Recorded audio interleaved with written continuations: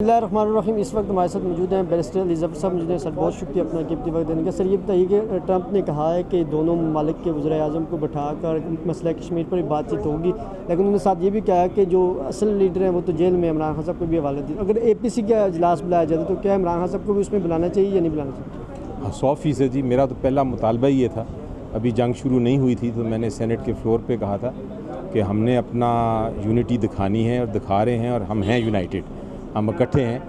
हुकूमत भी अपना साबित करे कि वो भी ये चाहते हैं और उसके लिए APC बुलाए और ख़ान साहब को उसमें शामिल करे, तो उससे एक और बेहतर तरीके से हम मुकाबला कर सकेंगे अपने दुश्मन का।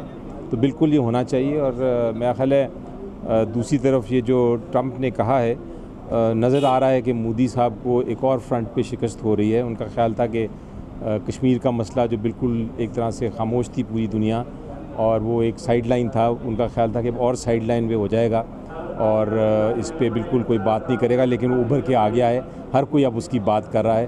तो ये एक गोल्डन अपॉर्चुनिटी है, एक सुनहरी मौका है हमारे लिए कि हम इसको भी करें ख़त्म और इसको रिज़ॉल्व करें और सॉल्व करें। ये दोनों मुल्कों के लिए बेहतर है, कश्मीरी भाइयों बहनों के लिए भी बहुत बेहतर है। तो मेरा ख्याल है इस मामले को इस वक्त इमरान खान साहब की बहुत ज़रूरत है, क्योंकि ये मामला इमरान खान साहब और बेहतर तरीके से हल कर सकते हैं जब सारी लीडरशिप एक तरफ होगी कश्मीर के मामले में। तो वो कश्मीर का प्रेशर इंटरनेशनल दुनिया पे ज़्यादा पड़ेगा। कल आपकी खान साहब से मुलाकात तो नहीं, लेकिन आपने तजवीज़ अंदर भिजवाई थी, तो क्या वो तजवीज़ खान साहब तक पहुंची थी और उन्होंने कोई जवाब दिया था, मैसेज कन्वे किया था कोई? मुझे मैंने पता किया था, लेकिन मेरी ये बात नहीं शायद पहुँच सकी।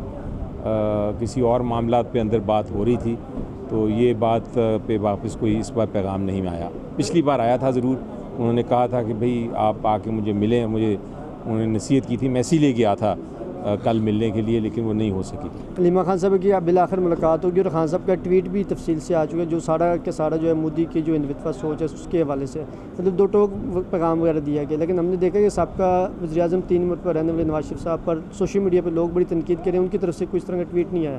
तो क्या कहेंगे इस वाले कि दौरा मेयार नहीं हुकूमत का? जी देखिए, सबसे खुशाइन बात तो ये है कि जो मैंने ये जब पहली स्पीच जो इसके बारे में मैंने की थी, जब PTI का मौक़िफ़ सामने पेश किया था सेनेट में, खान साहब ने वही एग्जैक्टली उसी बात को एक तरह बात किया है और वही आगे उसको बढ़ाया है। तो मुझे यकीन था कि खान साहब यही पाकिस्तान का जब मामला आता है तो वो यही कहेंगे, और उन्होंने यही कहा, तो मुझे उसकी बहुत खुशी है। जहाँ तक नवाज शरीफ साहब का ताल्लुक़ है, आपने देखा कि हुकूमत जो प्राइम मिनिस्टर साहब की स्पीच थी, आपने उसका भी देखा कि कितनी वो कमज़ोर सी तकलीफ़ थी। आपने हमारे डिफेंस मिनिस्टर की देखी, उनको तो मेरा ख्याल आना ही नहीं चाहिए ऐसे मौक़ों पे टेलीविज़न स्टेशन पे। यहाँ ज़रूरत थी कि एक दिलेर आवाज़ के साथ, बुलंद आवाज़ के साथ बात की जाए। मेरा ख़्याल है कि नवाज शरीफ साहब तो बिल्कुल ही चुप रहे और उसके ऊपर तनकीद दुरुस्त है।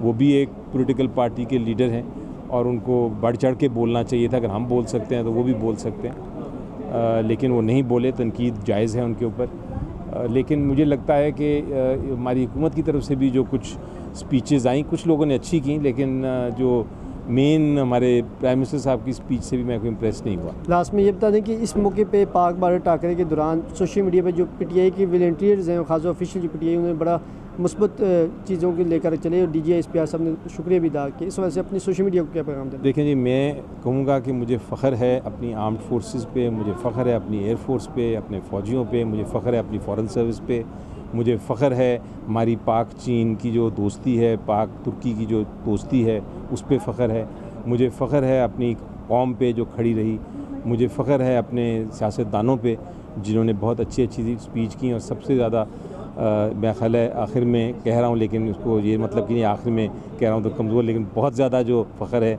वो अपनी सोशल मीडिया टीम पे है, क्योंकि उन्होंने उस बैटल ग्राउंड, सोशल मीडिया की बैटल ग्राउंड जो थी, जो मैदान था, उसमें भी शिकस्त दी भारत को। तो यकीनी तौर पे इसका शुक्रिया अदा सब ने किया है, और मैं तो, चूँकि वो मेरी टीम है, तो मैं तो बहुत फ़ख्र महसूस करता हूँ उन पर। Thank you sir.